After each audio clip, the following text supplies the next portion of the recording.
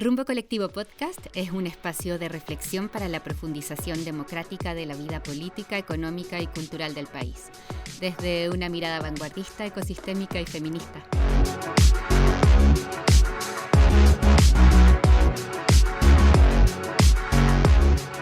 Este podcast cuenta con el apoyo de la Fundación Friedrich Ebert y es una producción de Conversas, Contenidos y Comunicaciones. Rumbo Colectivo Podcast. Construyendo hoy el futuro que queremos. Hola, bienvenidos a Rumbo Colectivo Podcast. Gracias por acompañarnos nuevamente en este espacio de reflexión sobre los temas que nos convocan para construir el Chile que soñamos para todos. En esta ocasión abordaremos uno de los temas que siempre ha estado presente en la reflexión contingente y ha sido la chispa que ha encendido grandes movimientos sociales. No había nadie de mi familia que fuera universitario, a pesar de que éramos 42 primos. Pero de alguna manera supe que ese sueño era posible y me tiré a la piscina. Vi la prueba de aptitud académica y postulé a la Universidad de Chile la carrera de trabajo social. Hoy soy asistente social. Acabo de salir del colegio y aunque no siempre fue una experiencia tan bacana, tan entretenida, sí puedo decir que tuve la oportunidad de jugar básquet, estuve en un taller de ajedrez, en un taller de cine, y yo sé que no todas las personas de mi edad pueden decir lo mismo. Mi nombre es Marco Antonio Ávila, yo soy profesor de educación media en castellano. Bueno, yo estudié en la primera mitad de los 90 en un liceo público de San Miguel y estudié en el liceo fiscal del sector, ¿no? Donde se supone que íbamos todos. Mi padre estudió ahí, yo también fui a ese liceo. Con la mirada retrospectiva puedo verlo. Y ya era evidente el deterioro de la educación pública en ese momento, ¿no? Como tanto en la infraestructura, porque uno podía ver, ¿no es cierto?, un muy lindo edificio, bonito y todo, pero muy a maltraer, ya muy deteriorado, ¿no? Producto, me imagino yo, de la baja inversión que había en eso. Y recuerdo como... Mi principal recuerdo es, por ejemplo, que no había una política de textos escolares, como hubo después, ¿no? Entonces, las familias tenían que subvencionar el texto y comprar los textos para apoyar a los profesores. Mis profesores probablemente de la época deben haber sido también deben haber sufrido, ¿no? De alguna manera me imagino el maltrato y la falta de políticas, ¿no es cierto?, docentes. Entonces eran profesores muy desencantados, yo me acuerdo de eso. Marco Antonio Ávila, como profesor, tiene una trayectoria laboral que le ha permitido ver desde un lugar privilegiado el tema de la educación en Chile. Se desempeñó como profesor de aula, jefe de unidad técnico-pedagógica, director de escuela y también trabajó en el Ministerio de Educación diseñando e implementando políticas educativas. Hoy trabaja en la Fundación Chile. En este episodio, con Marco Antonio, abordaremos la educación en Chile hoy y la que queremos para el futuro. Para partir, veamos qué es una educación de calidad para nuestro entrevistado. Yo creo que una buena educación es aquella que permite que todas y todos tengamos la posibilidad de cumplir con nuestros sueños y con nuestras expectativas. Hay algo que es natural al ser humano, que son ¿cómo se llama? Las potencialidades, las capacidades, las habilidades, los intereses. Una buena escuela debería ser capaz de hacer eso, ¿no? De desarrollarte integralmente, de manera como regular, si tú quieres, pero también la posibilidad de destacar en algunas áreas porque son claramente de tu interés y de tu motivación. Todas las personas tenemos efectivamente la posibilidad de desarrollar algo distinto que nos hace particulares, nos hace, ¿no es cierto?, únicos y únicas. Y eso la escuela no es que lo desarrolle completamente, pero puede ayudarte a identificar ese camino. La educación es un derecho para el gobierno, un privilegio. La educación es un derecho. En las marchas estudiantiles siempre escuchamos este grito que habla de que la educación es un derecho. ¿Qué quiere decir esto en lo concreto? Primero, el derecho a la educación es parte de uno de los derechos fundamentales de las personas, ¿no? Está consagrada dentro, ¿no es cierto?, podríamos decir, dentro de los derechos humanos.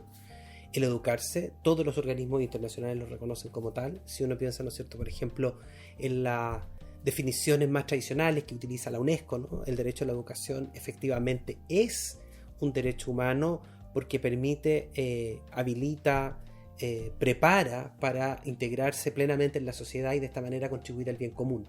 Entonces yo definiría el derecho a la educación como un derecho fundamental, un derecho que es de carácter social. ¿Qué componen este derecho? Yo diría que básicamente, primero, que se pueda efectivamente ejecutar. Eso quiere decir que no tenga barreras, ¿no es cierto?, para ejecutar o para hacer valer ese derecho. Y eso se asegura con un conjunto de leyes que quizás no están en la Constitución, pero que sí deberían derivarse de esa Constitución. O sea, todas esas barreras de acceso deben ser eliminadas. Eso compone el derecho a la educación, que efectivamente nadie tenga barreras de ningún tipo, ni por tu condición económica, ni por tu origen, ni por tus características personales, ni por tu orientación sexual, de ningún tipo. Lo segundo, yo diría que es la posibilidad de que la educación, ¿no es cierto?, así también es un elemento del derecho a la educación, sea habilitante, es decir, que te prepare de alguna manera. Es lo que muchos entienden como educación integral, es decir, que te prepare para participar de la vida, primero para desarrollarte individualmente, para cumplir, ¿no es cierto?, con tu proyecto de vida, seguir tu proyecto de vida, pero también que te prepare para participar de la vida en común. Y la tercera, yo diría que tiene que ver con la garantización, y que esto no está hoy día en la actual Constitución, de la trayectoria educativa. Es decir, que tengas la posibilidad de iniciar un proceso de formación cuando tu familia lo estime conveniente, ojalá mientras antes mejor, ¿no es cierto?, en la sala cuna, el jardín infantil, después viene la escuela, y luego, ¿no es cierto?, la educación terciaria o superior, y que tengas la posibilidad incluso de tener educación a lo largo de la vida. Garantizar esa trayectoria, ¿no es cierto?, también debería ser parte del derecho a la educación. Si es tan importante el derecho a la educación e influye en nuestra vida de forma tan profunda, supongo que en la Constitución debería estar garantizado. No está garantizado porque la Constitución actual recoge esto en sus artículos 10 y 11. Y el artículo 10 lo que dice es que, en primer lugar, que el Estado tiene la obligación de promover la educación parvularia, señala que la educación básica y media es obligatoria y que el Estado tiene el deber de financiar un sistema gratuito, fundamentalmente, que tiene el deber de fomentar la educación en todos los niveles, y que los padres tienen un derecho preferente de educar a sus hijos. Eso es lo que se señala, ¿no es cierto?, en el artículo 10. En ninguna parte aparece, ¿no es cierto?, el concepto de garantizar. Y ese es un cambio tremendo, ¿no? Que probablemente las frases o el texto, el artículo específico, yo no lo voy a hacer, ni tampoco tengo en este minuto así tanta claridad de cómo debería estar. Pero conceptos como garantizar, ¿no es cierto?, o hacerse responsable y garantizar, claramente son muy distintos a el deber de o promover, que son verbos, ¿no es cierto?, que no le ponen una exigencia al Estado respecto de aquello que tiene que hacer.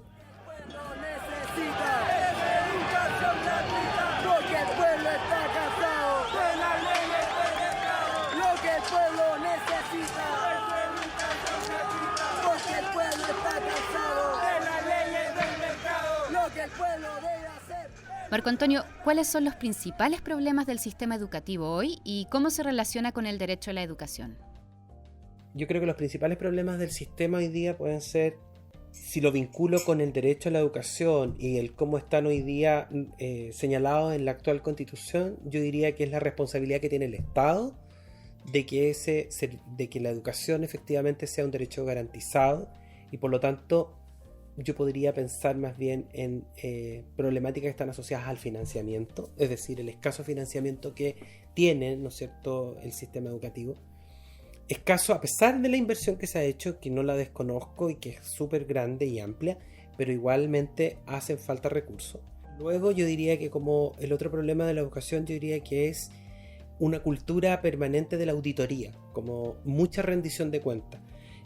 Por una parte las mediciones estandarizadas, por otra parte un conjunto de instituciones del Estado, ¿no?, como la Agencia de la Calidad, la Superintendencia, que si bien deberían hacer un buen trabajo, lamentablemente se lee y se entiende, ¿no es cierto?, dentro del mundo escolar como una presión permanente.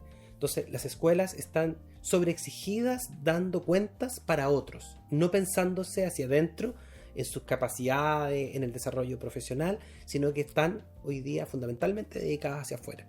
¿Cómo entiendes? Porque va a venir el ministerio, porque va a venir la agencia, porque va a venir la superintendencia, entonces, y luego viene el CIMSE y la evaluación docente, todo de afuera. Entonces es una cultura de la auditoría, en donde me refiero.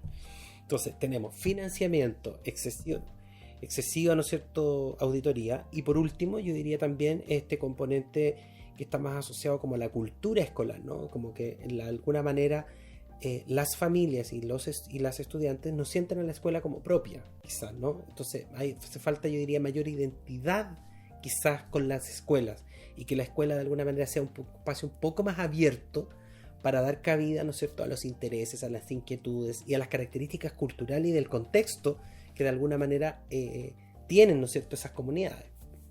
Eso es fundamental para que alguien se sienta parte de un proyecto, para que se sienta comprometido con el proceso, ¿no es cierto?, de esa comunidad. Hay que compartir una visión estratégica, y la única manera de compartir una visión estratégica es participando del diseño de esa visión estratégica, de ese horizonte común, de ese propósito común que la comunidad tiene que establecer.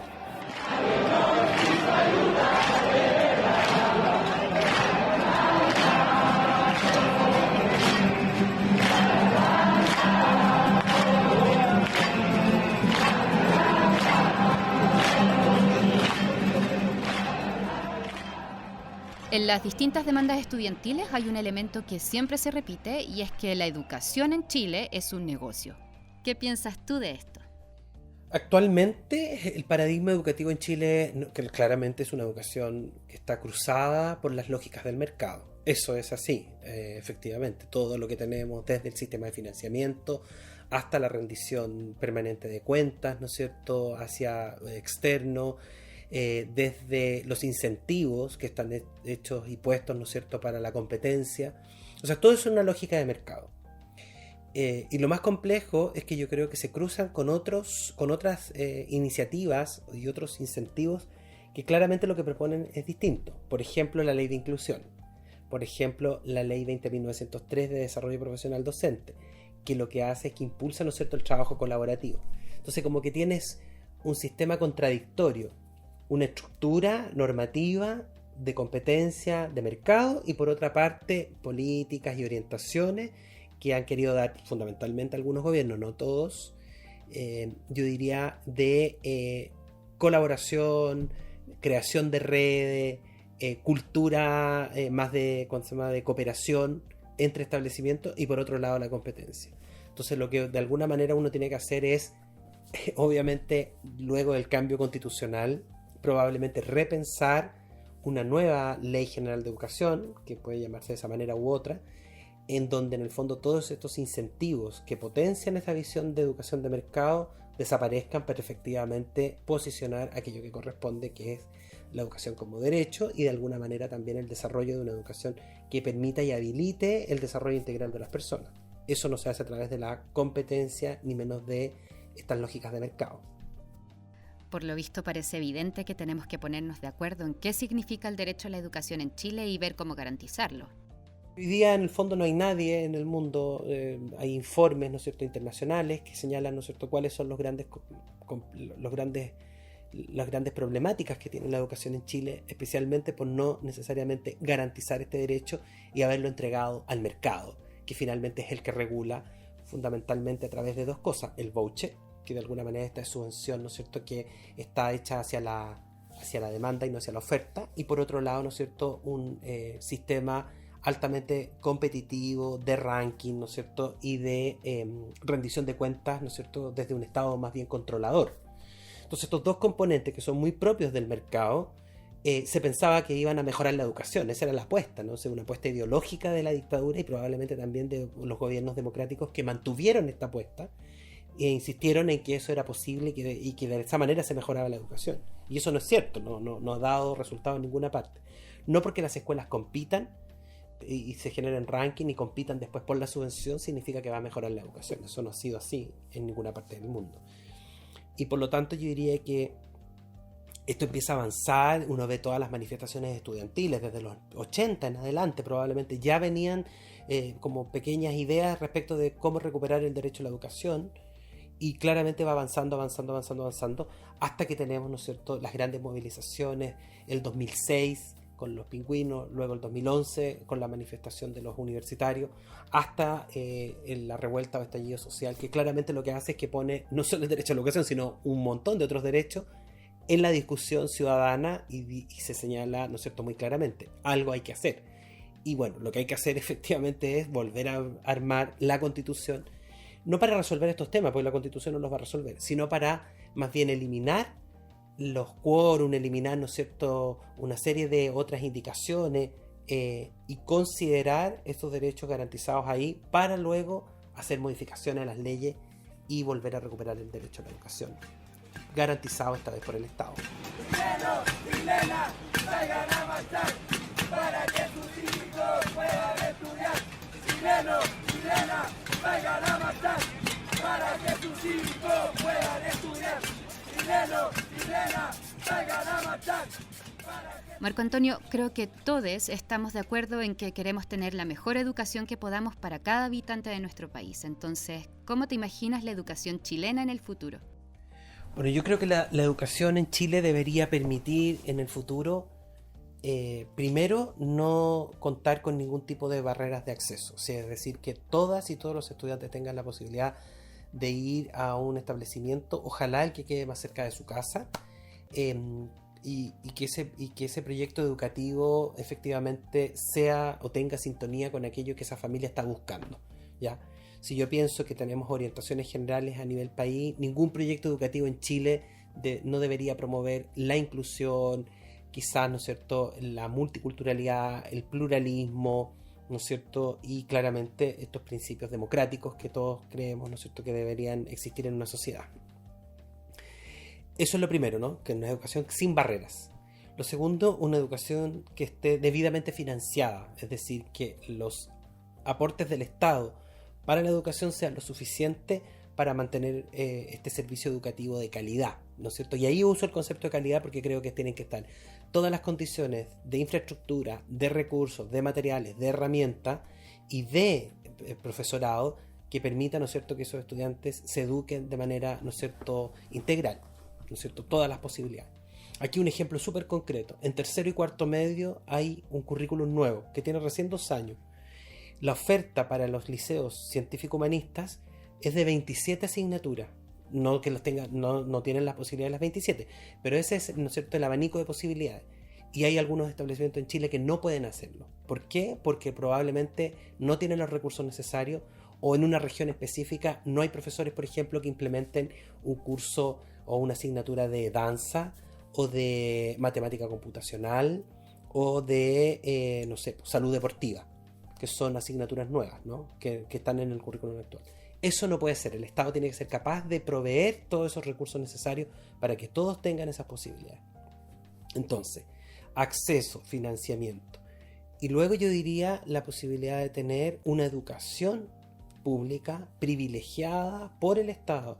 Y ahí yo creo que es fundamental que en el futuro la autoridad política, ¿no es cierto?, y la autoridad educativa sea capaz de, bajo este principio del derecho a la educación, privilegiar el sistema público de educación, es decir, tener los recursos necesarios para que los servicios locales de educación, hoy día tenemos 11, el próximo año 2022 deberían implementarse 6, y así de aquí al 2030 deberíamos tener todo el país con servicios locales de educación debidamente financiados, de tal manera de que el Estado de Chile se sienta orgulloso de tener un sistema público de educación que sea una oportunidad para todas las familias del país.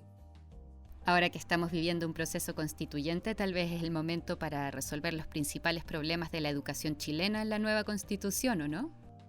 Esto no se resuelve en la Constitución, esto son leyes específicas y probablemente son prácticas educativas, son orientaciones más bien como de sistema educativo, pero eso debería quedar garantizado en la nueva Constitución de la educación como un derecho social garantizado para todos y todas, en donde la lógica del mercado, efectivamente, que no se va a poder colocar en la Constitución, sino más bien en las leyes que salgan después de esa Constitución, las leyes que van a estar amparadas por esa Constitución, permitan, ¿no es cierto?, borrar esa lógica del mercado y efectivamente establecer a la educación como un componente importante del desarrollo del país, ¿no?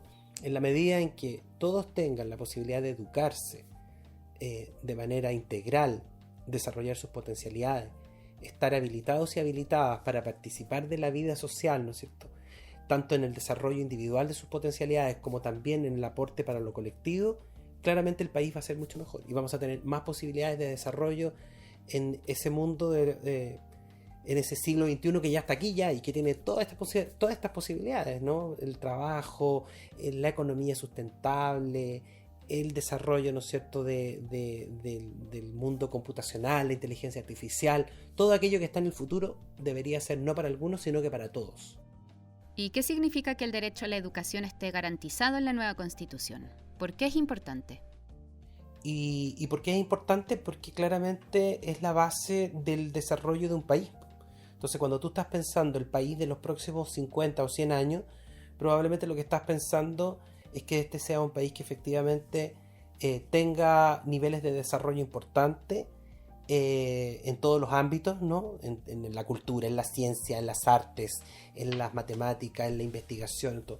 Y para que eso pase, ¿no es cierto?, tenemos que potenciar a todas y todos los niños que hay en nuestro país. Y por lo tanto, si tú tienes un buen sistema de educación público además, vas a tener la posibilidad de tener más personas habilitadas para desarrollarse, ¿no es cierto?, plenamente en términos personales, pero también para aportar al desarrollo del país de manera más colectiva. El cambio constitucional, ¿no es cierto?, al establecer a la educación como un derecho social garantizado, no solo significa contar con un financiamiento distinto, con un Estado responsable de ese financiamiento, o incluso con la implementación de un sistema de educación pública, ¿no? Que ojalá vaya recuperando matrícula y sea efectivamente una opción valiosa para las familias del país. Como siempre, al terminar nuestros episodios, le pedimos a nuestros entrevistados que nos recomienden algunas películas o lecturas para que quienes no somos expertos aprendamos algo más sobre la educación. ¿Qué nos recomiendas, Marco Antonio?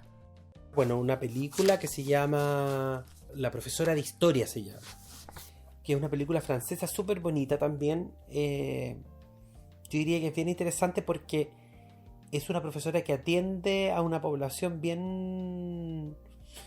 Una población, bueno, alta población migrante, con muchas dificultades económicas, y ella los acompaña. Entonces tú puedes ver ahí cómo la pedagogía, porque ella hace de alguna manera un modelo de mediación del conocimiento. Ella quería pasar una materia específica, un contenido, y ella va haciendo de tal manera, va involucrando, ¿no es cierto?, a través de la investigación, del desarrollo, ¿no es cierto?, de trabajos grupales, que los chiquillos y chiquillas se vayan como entusiasmando con las tareas. Y eso, en la medida en que va avanzando, los va entusiasmando, y claramente lo que tú ves ahí es una película de una buena pedagogía. Y en términos de libros, yo les recomendaría al menos 2 libros que a mí me gustaron en el último tiempo. Uno de ellos es un librito muy chiquitito que se llama El Liceo, que es de una historiadora de Serrano, que es muy interesante porque es como la historia del liceo en Chile, para quienes tienen no sé, de ganas de saber cómo era la historia del liceo público en Chile en las décadas pasadas. Es un muy buen... Y yo diría que un complemento de ese libro es una investigación más bien, ¿no?, que está publicada también de Cristian Beley, que se llama El Liceo en tiempos turbulentos, que también creo que es un muy buen libro como para poder entender qué es lo que pasa respecto, ¿no es cierto?, de el mejoramiento, el capital simbólico, las características que tiene el liceo hoy en día. Entonces, si uno mira estos 2 libros en conjunto, como que se puede hacer una idea de la educación media en Chile en los últimos 40 años, 50 años, probablemente, o más. En este episodio nos ha acompañado Marco Antonio Ávila, con el que hemos visto el estado actual del derecho a la educación en Chile y cómo es el futuro que queremos construir para todos y todas. Si quieres profundizar más en los temas que abordamos en este episodio, visita rumbocolectivo.cl. Rumbo Colectivo Podcast cuenta con el apoyo de la Fundación Friedrich Ebert. Todas las opiniones son de exclusiva responsabilidad de quienes las emiten y no necesariamente representan la opinión de la Fundación.